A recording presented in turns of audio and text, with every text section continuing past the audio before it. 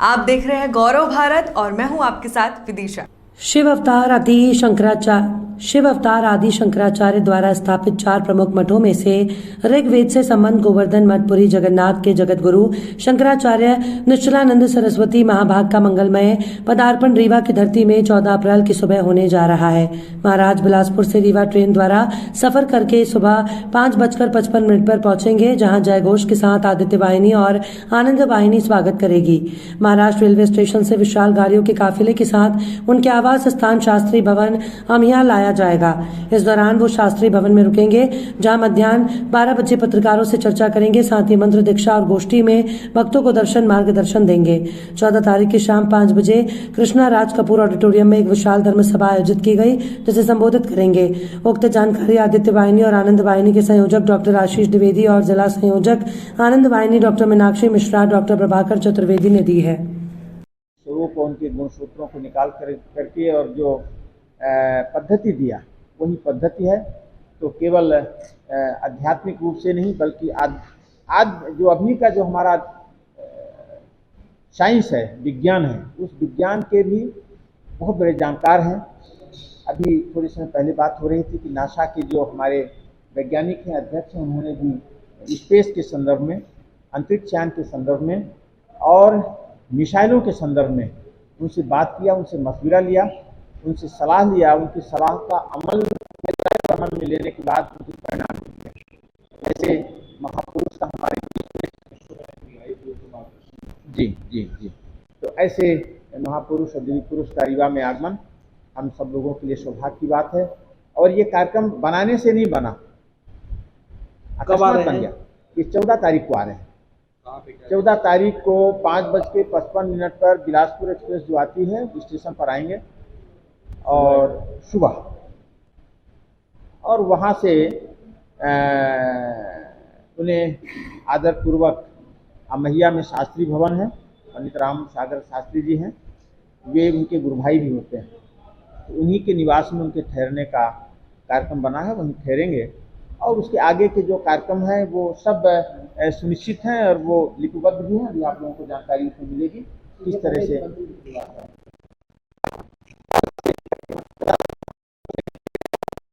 के पहले तक उनका जो भी कार्यक्रम है वो सब जानकारी में आएगा। किस तरह से उनका आना है, जाना है, क्या करेंगे, कहाँ ठहरेंगे, किन लोगों से मिलेंगे और उनका शोभा यात्रा किस तरह से होगी, कलश यात्रा किस तरह से होगी। जो कृष्णा राज कपूर स्टेडियम में एक आध्यात्मिक संगोष्ठी है, उस संगोष्ठी में उनका जाना और कैसे लोगों से, प्रबुद्ध लोगों से मिलना, आध्यात्मिक लोगों से मिलना, लगभग समाज के हर वर्ग के वे लोग जो कहीं न कहीं समाज की सेवा में, समाज की व्यवस्था में, समाज के साथ जुड़े हुए हैं, उन सब से उनका मिलना होगा, सबको उनसे मार्गदर्शन प्राप्त होगा। इस अवसर पर आप हमारे चौथे स्तंभ भी होते हैं। एक बड़ी शक्ति आपके पास होती है, लोगों तक जानकारी देना, लोगों तक पहुंचाना, लोगों तक प्रचार प्रसार करना। क्योंकि ऐसा महापुरुष जब आवे तो अधिक से अधिक लोग जब आवेंगे तो उनका लाभ होगा। जितने अधिक से अधिक लोग कर्नाटक या आसपास के इधर हमारा जो प्रयागराज पड़ता है, ऐसे जगहों से भी लोगों का आने का बातें चल रही, सब लोग आ रहे हैं। तो आपसे मिलने का के पीछे रहा कि आपकी जानकारी के माध्यम से, आप लोगों के प्रचार प्रसार के माध्यम से उनके दिव्य आगमन की आयोजन है। वो आते जैसे इलाहाबाद हम लोग यहाँ भी शंकराचार्य भ्रमण करते हैं। उड़ीसा से लेकर नेपाल तक उनकी सत्ता रहती है गोवर्धन मठ की, तो वहाँ सब जगह से शिष्य इकट्ठा होंगे। उनके रुकने और खाने की व्यवस्था आप लोग करेंगे या फिर उनके साथ कोठारी जन चलते हैं, उनके अनाज जहाँ रहते हैं वहाँ से पाएंगे, पर उनका जो रसोई होता है, क्योंकि वो सन्यासी हैं, वो आग का भी संन्यास ले चुके हैं, तो वो अग्नि को स्पर्श नहीं कर सकते। तो उनके साथ जो कोठारी जन रहेंगे वो उनका सब देखेंगे, पाक शास्त्र वगैरह। एक और बात मैं कहना चाहता हूँ, चारों मठ में ही अधिकार है जगत गुरु लगाने का। और जो शंकराचार्य 81 साल की उम्र में बिल्कुल निर्विवाद निर्लिप्त रहे हैं वो है श्री निश्चलानंद सरस्वती महाभाग। ऋग्वेद जो सबसे पुराना वेद है उससे संबद्ध ये गोवर्धन मठ, जिसके पहले आचार्य रहे पद्मपादाचार्य आदि शंकराचार्य के शिष्य। स्वामी निश्चलानंद सरस्वती 145वें स्थान के शंकराचार्य हैं और इस वक्त हिंदुस्तान में ऐसे बहुत कम धर्मगुरु हैं जो व्यवहारिक, दार्शनिक और सैद्धांतिक धरातल को सामंजस्य बिठा करके बोलते हैं। इनमें से ये एक बाइनरी सिस्टम हम और आप जानते हैं 0 और 1, जिसमें सुपर कंप्यूटर्स चलते हैं। स्वामी निरंजन देव तीर्थ जी जो पूर्व शंकराचार्य थे और स्वामी निश्चलानंद सरस्वती जो अभी के शंकराचार्य हैं, उनके सिर्फ 0 और 1 पे 18 ग्रंथ हैं, जिससे भारत का सबसे प्रथम सुपर कंप्यूटर बना था। इसरो की बात करें तो शर्मा जी और अब्दुल कलाम जी इनके शिष्य रहे हैं और जब चंद्रयान 2 फेल हुआ तो साइंटिस्ट उनके पास गए कि यहाँ फिजिक्स में हमसे कहाँ गलती हो गई। उन्होंने गलती निकाली और ये जग प्रसिद्ध है, टाइम्स ऑफ इंडिया में इसके बारे में लिखा भी गया है। तो वो तो है ही। अब शास्त्र देखा जाए तो जब शंकराचार्य आते हैं, पुरी के शंकराचार्य को जगन्नाथ जी का चलित विग्रह माना जाता है।